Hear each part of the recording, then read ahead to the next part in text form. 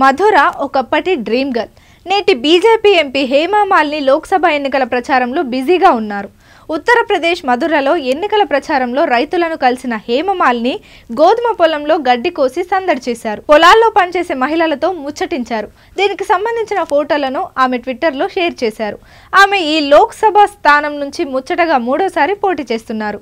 ఈ సందర్భంగా ఆమె మాట్లాడుతూ ఈ 10 ఏళ్లుగా తాను క్రమం తప్పకుండా కలుస్తున్న రైతులతో మరోసారి మమేకమయ్యేందుకు వచ్చానని అన్నారు. వారి మధ్యలో ఉండటం వారికి కూడా సంతోషాన్నిచ్చిందని, రైతు మహిళలతో కలిసి ఫోటోలకు పోజులివ్వాలని పట్టుబట్టారంటూ ఆమె తెలిపింది. ఇదిలా ఉంటే మధుర లోక్సభ స్థానం నుంచి బీజేపీ వరుసగా మూడోసారి హేమామాలిని బరిలోకి దిగింది.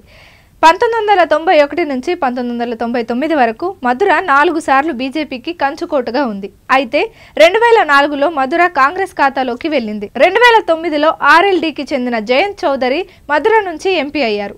ఇక ఆ తర్వాత 2014లో హేమామాలిని బీజేపీ రంగంలోకి దించింది. 2019 ఎన్నికల్లో హేమ భర్త నటుడు ధర్మేంద్ర కూడా ఆమె కోసం ప్రచారం చేశారు.